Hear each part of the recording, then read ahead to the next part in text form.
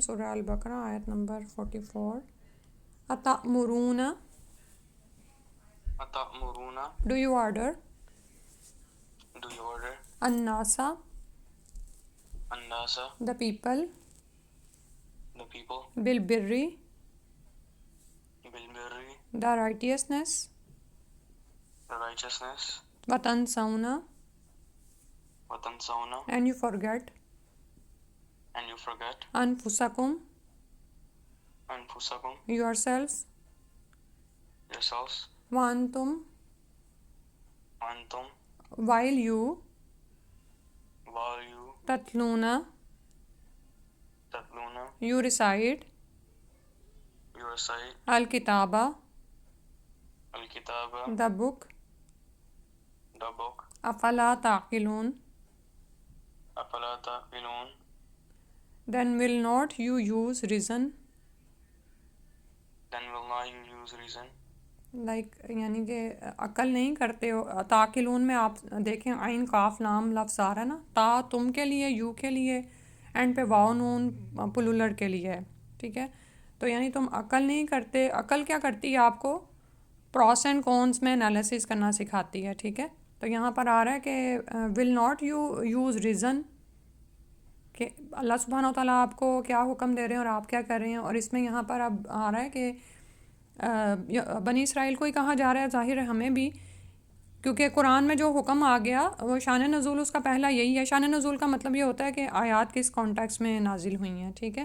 لیکن قیامت تک کے لیے ہر پڑھنے والے کے لیے اس میں سبق ہے. تو فرمایا کہ لوگوں کو تو تم بھلائی کا حکم دیتے ہو بالبر, بر میں کسی بھی طرح کی بھلائی آ جاتی ہے.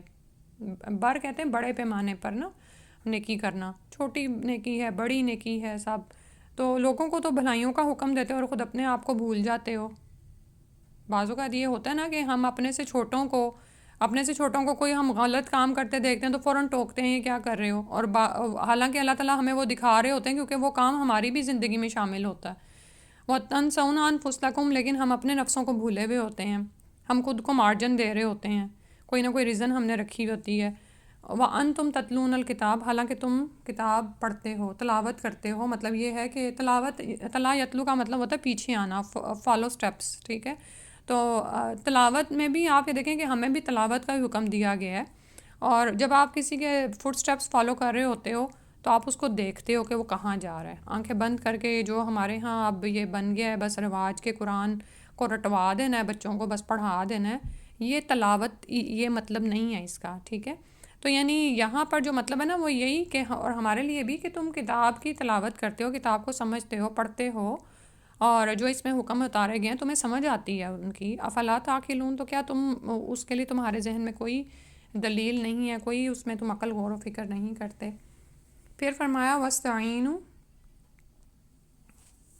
وَاسْتَعِینُوا and seek help and seek help بالصبر بصبر through patience through patience والصلاة والصلاة and the prayer and the prayer وإنها وإنها and indeed it. and indeed it ہا کی جو ضمیر جو پروناؤن ہے نا وہ اس کی طرف جا رہا ہے, الصلاح کی طرف, ٹھیک ہے. کیونکہ صلاح جو ہے وہ فیمنن ہے, تا اس کے اینڈ پر آ رہا ہے نا مؤنث ہے, ٹھیک ہے. تو ہا کی ضمیر یعنی مؤنث کی آئی ہے, اور یعنی کہ indeed it لکبیرۃ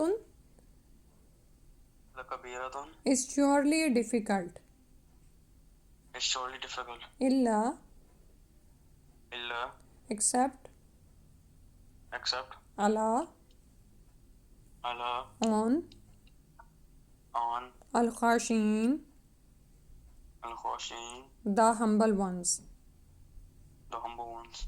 اب اس آیت میں مومنین کو کیا حکم دیا جا رہا ہے کہ صبر اور نماز کے ساتھ مدد طلب کرو, ٹھیک ہے. کیونکہ زندگی میں یہ سب کچھ تو ہوگا کہ آپ جب قرآن کی تلاوت کریں گے اور اس میں سے احکامات آپ لیں گے تو وہ آپ کو معاشرے میں ہوتے ہوئے نہیں نظر آئیں گے. یعنی یہ کوئی یہ نہیں ہے کہ پلیٹ میں رکھ کر آپ کو کچھ چیزیں پیش کر دی جائیں اور آپ ان کو کھا لو اور دیٹس اٹ, بلکہ محنت کرنی ہوگی. زندگی میں انسان کو بھیجا گیا ہے تو اب جب ایسے مشکلات آئیں گی کہ حکم پر عمل کرنا مشکل لگے گا، تو وہاں پر اللہ تعالیٰ نے ہماری رہنمائی بھی فرمائی کہ کیا کچھ پکڑنا ہے۔ وَاسْتَعِینُوا، استعانہ، استعانت، اور اس سے ملتا جلتا لفظ ہم پیچھے سورہ الفاتحہ میں نستعین پڑھ چکے ہیں، ٹھیک ہے، ہم مدد مانگتے ہیں، وَإِيَّاكَ نَسْتَعِين، اور صرف تجھی سے ہم مدد مانگتے ہیں۔ وَاسْتَعِینُوا اس میں حکم دیا جا رہا ہے، اینڈ سیک ہیلپ، استعینوا، ٹھیک ہے، سب کو کہا جا رہا ہے بالصبر، صبر والصلاح، صبر اور صلاح کا، اور یہ دو بڑے ہتھیار ہیں مومنین کے لیے، اور یہ دونوں ہی جو ہیں مشکل ہو جاتے ہیں، لیکن کن پر نہیں ہوں گے؟ جو خشوع کرنے والے ہیں۔ اوپر بھی جو راکع آ رہا تھا نا، رکوع کرنے والے جو ہیں وہ بھی کیا ہوتے ہیں؟ عاجزی ہوتی ہے، اور جب انسان سجدے میں جاتا ہے تو بالکل ہی عاجز ہو جاتا ہے نا کہ رب میں تیرے سامنے حاضر ہوں، اور میری تو کچھ ہستی نہیں ہے، یعنی ہم اپنا ماتھا ہی، اپنی پیشانی اللہ کے آگے رکھ دیتے ہیں، ٹھیک ہے۔ تو خشوع میں بھی کیا ہوتا ہے کہ عاجزی کرنے والے ہیں، ہمبل ونز ہیں، تو ان پر یہ باتیں بھاری نہیں ہوتی۔ اور صبر ہے کیا؟ کہ ناپسندیدہ حالات پر خود کو تھام لینا، روک لینا۔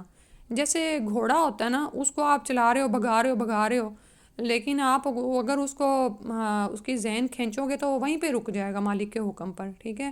یا اسی طرح اب آپ گاڑی بہت سپیڈ پہ چلا رہے ہو، لیکن آپ کو پتہ ہے کہ آگے خطرہ آ گیا ہے، اور کوئی بھی ایکسیڈنٹ وغیرہ اللہ نہ کرے ہو سکتا ہے، تو آپ کیا کرو گے؟ بریک پہ پاؤں رکھو گے، پھر بھی کام نہیں بنے گا تو ہینڈ بریک بھی کھینچ دو گے، ٹھیک ہے۔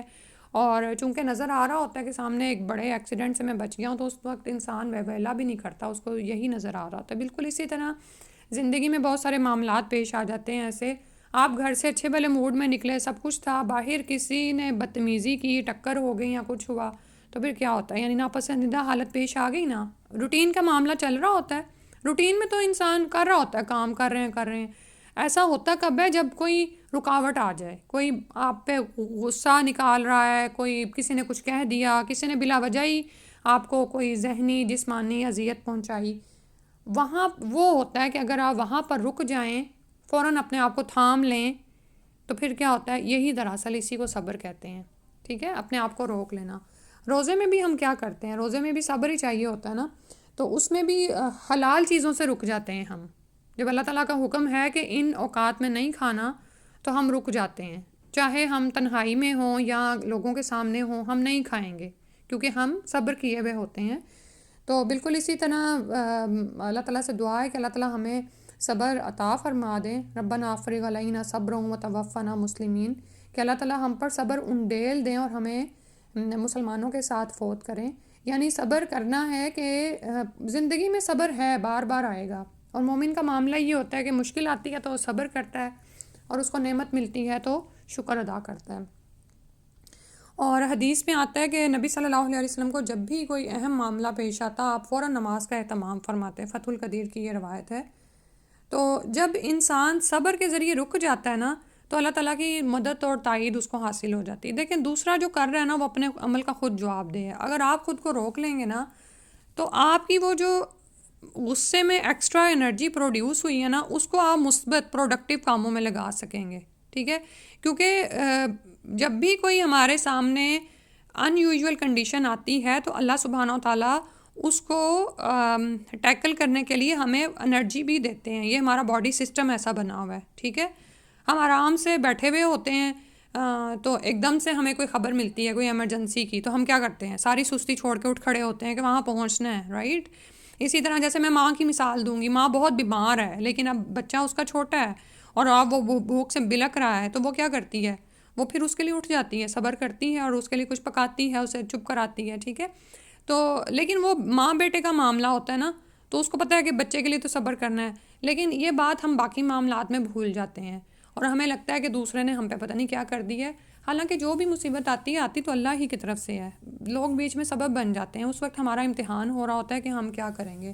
تو آپ کو جو بھی ان یوزول کنڈیشن میں جو انرجی ملتی ہے نا، اس کو آپ سیو کریں، اور اس وقت اگر آپ تھوڑی دیر کے لیے رک جائیں نا، تو اب سائنس آپ کو بتاتی ہے کہ آپ کا مائنڈ بہت نا زبردست سوچ رہا ہوتا ہے اس وقت نا، تو اگر آپ پازیٹیو تھنکنگ کریں گے تو فوراً ہی اس سے باہر بھی آ جائیں گے۔ 7 یا 8 منٹ کا میں نے ڈیوریشن پڑھا تھا کہ یہ سچویشن ہوتی ہے کہ جب آپ ان یوزول سچویشن سے گزرتے ہیں تو آپ پہ بس اتنے سے ٹائم پیریڈ کی آزمائش ہوتی ہے کہ آپ نے خود کو کنٹرول کرنا ہوتا ہے۔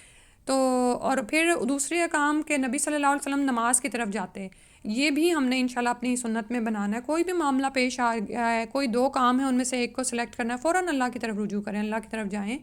اور لیکن ہوتا کیا ہے کہ نماز بھی بڑی بھاری ہو جاتی ہے نا ہم پر. فرض نماز بھی بھاری ہے بعض اوقات، تو یہ یہاں پر تو نفل نماز کا ذکر ہو رہا ہے کہ آپ پر کوئی مصیبت پڑی ہے. اب نماز کا تو ٹائم نہیں ہے، لیکن دعائے حاجت کا تو ٹائم ہے نا. دعائے حاجت کیا ہے؟ نبی صلی اللہ علیہ وسلم نے باقاعدہ سکھائی. 2 نفل ضرورت کے پڑھیں. حاجت کا مطلب ہوتا ہے کوئی نیڈ ہو جانا، کوئی ضرورت پیش آ جانا. تو 2 نفل پڑھیں اور اس کے بعد اللہ تعالیٰ کی حمد و ثنا کریں، درود پڑھیں، اور باقاعدہ دعا سکھائی گئی ہے. وہ انشاءاللہ آپ اگر چیک کریں گے تو آپ کو گوگل پہ بھی مل جائے گی، تو وہ انسان پڑھے. صبح بھی چاشت کے بعد بھی وہی والی دعا پڑھ لے تو اللہ تعالیٰ کافی ہو جاتے ہیں. بجائے یہ کہ انسان کے ساتھ جو مصیبت پیش آئی ہے اب وہ اس میں بھی لڑ کے آگے، باہر سے بھی گھر آ کے بھی سب کو خبر دے رہا ہے کہ فلاں نے میرے ساتھ یہ کر دیا یا یہ کر دیا. یا بعض اوقات کچھ لوگوں کی عادت ہوتی ہے کہ کسی نے کچھ کہہ دیا نا تو کھٹ سے 4-5 لوگوں کو فون کر کے نا سارا اپنا غصہ ان کو بتایا، نکالا. اور ظاہر ہے آپ یہ دیکھیں کہ جب ایک جگہ پر کوئی بھی ایسی سچویشن ہوتی ہے، 2 بندے لڑتے ہیں، تو سارا قصور ایک ہی بندے کا نہیں ہوتا ہے. صحیح ہے، دونوں ہی اس میں کچھ نہ کچھ ظاہر رول پلے کیا ہی ہوتا ہے. لیکن ہم جب اپنی طرف سے کسی کو بتاتے ہیں نا تو ہم تو اپنی ہمدردی چاہ رہے ہوتے ہیں نا لوگوں کی، تو ہم انہیں اپنی حمایت کے لحاظ سے پوائنٹس بتاتے ہیں. لیکن جب جو مومن ہوتا ہے نا اس کا رویہ یہ نہیں ہوتا. وہ جب بھی کوئی مصیبت آتی ہے نا وہ دیکھتا ہے کہ میری غلطی کہاں پر ہے اور وہ اللہ کی طرف رجوع کرتا ہے. اور پھر اس کو جب وہ نماز میں ہی سر ڈالتا ہے نا تو سارے جذبات ٹھنڈے ہو جاتے ہیں، کیونکہ یہ خون ہی ہے نا، گردش خون ہی غصے میں تیز ہو رہی ہوتی ہے اور دماغ کی طرف جا رہی ہوتی ہے. اور یہ جو پیشانی ہے نا آپ کی، یہی آپ کو ساری باڈی کو کنٹرول کرتی ہے.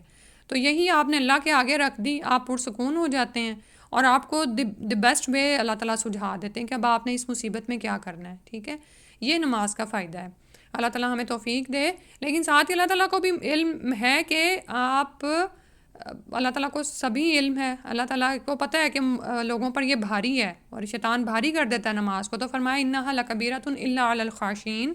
تو اللہ تعالیٰ سے دعا ہے کہ اللہ سبحانہ وتعالیٰ ہمیں خشوع اور خضوع عطا فرمائیں. تو پھر اس سے کیا ہوگا کہ انسان اللہ ہی کی طرف رجوع کرے گا. ایک آخری آیت پڑھ لیتے ہیں، رکوع پورا ہو جائے گا انشاءاللہ. الحمدللہ. الذین، those who یظنون believe انہم that they ملاقو will meet ربہم their Lord وانہم and that they الیہ to him راجعون will return. اچھا، اب وہی اوپر والی آیت یہاں پر بتایا جا رہا ہے الخاشین کون ہیں، کیونکہ بات اس آیت میں بات اللہ زینہ سے شروع ہو رہی ہے. تو بتایا یہ وہ لوگ ہیں جو کہ یقین رکھتے ہیں کہ بے شک وہ اپنے رب سے ملاقات کرنے والے ہیں اور بے شک وہ اسی کی طرف لوٹنے والے ہیں. جب انسان کے اندر یہ یقین ہوتا ہے نا تو وہ پھر اللہ کی طرف جاتا ہے کہ میرے پاس جو تھا وہ اللہ کا تو دیا ہوا تھا، مصیبت آئی تو اللہ ہی کی طرف سے آئی، تو اب اس میں مجھے صبر کرنا ہے، خشوع اختیار کرنا ہے، اللہ کی طرف جھکنا ہے. تو بے شک اللہ تعالیٰ صبر کرنے والوں کے ساتھ ہیں. تو پھر جب انسان صبر کرتا ہے نا تو اللہ تعالیٰ کی مدد آ جاتی ہے. دیر اینڈ دین اللہ سبحانہ و تعالیٰ آپ کی مدد کرتے ہیں، آپ کو سکون اور اطمینان اور راحت عطا فرما دیتے ہیں. اور یہ ان لوگوں کی پہچان کیا ہے، یہ ان کے اندر کیا خاصیت ہے، وہ بتایا کہ انہم ملاقو ربہم. انہیں اس بات کا پکا یقین ہے کہ یہ دنیا تو امتحان ہے، یہاں پہ تو یہ ہوگا، اصل میں تو ہم نے اللہ سے ملاقات کرنی ہے وہاں جا کر.